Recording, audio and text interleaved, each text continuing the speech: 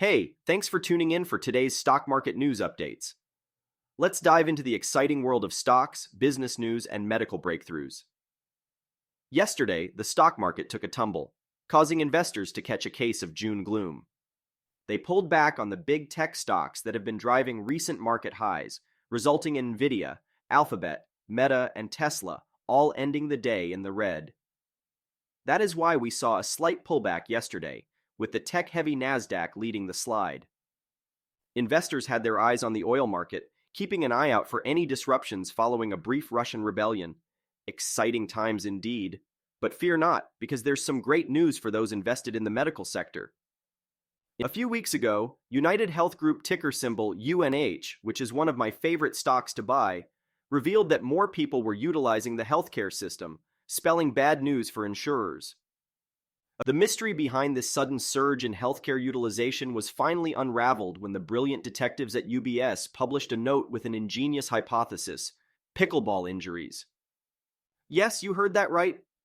The skyrocketing popularity of pickleball, especially among seniors, is projected to contribute a whopping $377 million in medical costs this year alone.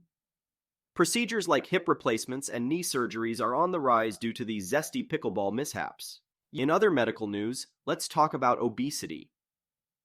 Just when we thought the weight loss drug race couldn't get any more thrilling, the makers of popular obesity medications stepped up their game.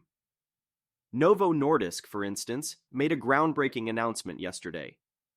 They plan to seek FDA approval this year for a pill version of their pound-shedding medication, Wegovy, also known as Ozempic, for weight loss. And guess what?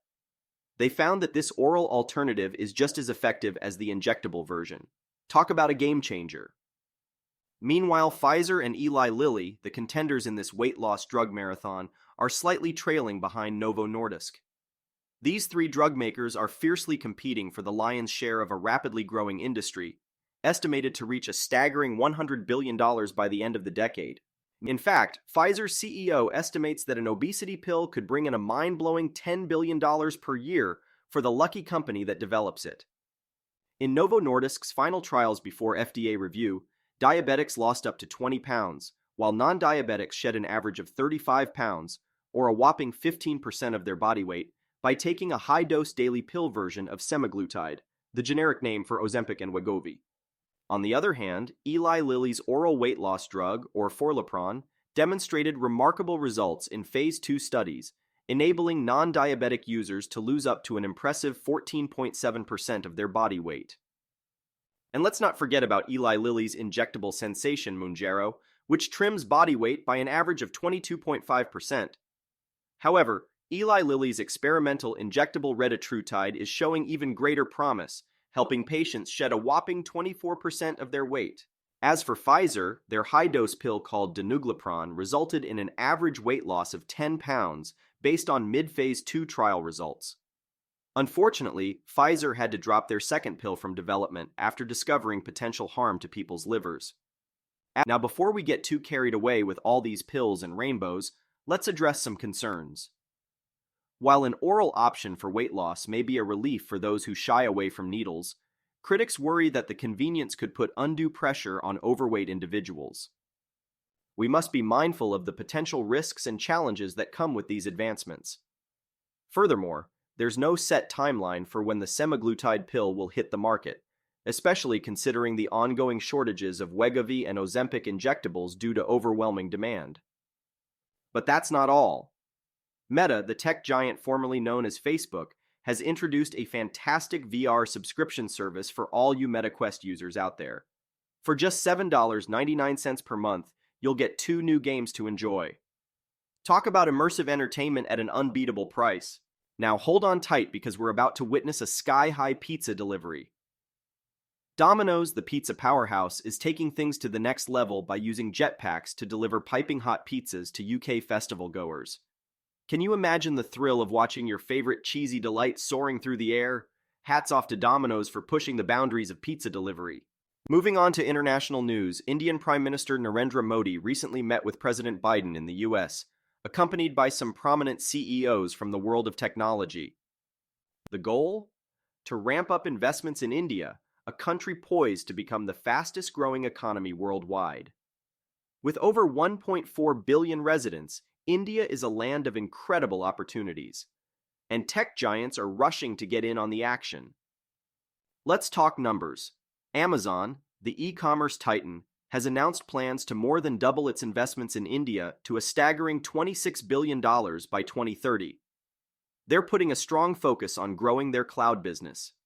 Meanwhile, Google is stepping up by building a global fintech center in India. But wait, there's more. Chip makers Applied Materials and Micron are teaming up to spend a combined $1.2 billion in India, and Elon Musk himself has revealed Tesla's plans to invest in the country as soon as possible. Last year, India surpassed the UK to become the fifth largest economy globally. From January to March this year, India's GDP growth even outpaced that of China, the US, and Japan. As tensions between the US and China rise, more companies are turning to India to ensure smooth supply chains, a practice known as friendshoring.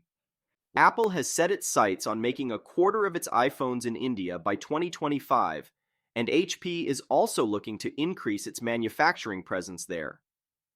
The relationship between the US and India is stronger than ever, with trade between the two countries increasing eightfold over the past 2 decades. The recent tech spending announcements may just be the beginning, as JP Morgan has already raised its economic forecast for India next year. Exciting times lie ahead. Now let's shift gears to the restaurant industry. Last quarter, foot traffic increased across almost all types of restaurants as people eagerly returned to dining out. Family-friendly chain Darden Restaurants, the parent company of Olive Garden, beat Wall Street expectations in its latest earnings report with a 4% increase in same-store sales. And Chipotle's expansion into small towns is generating record opening sales. The appetite for eating out is definitely on the rise.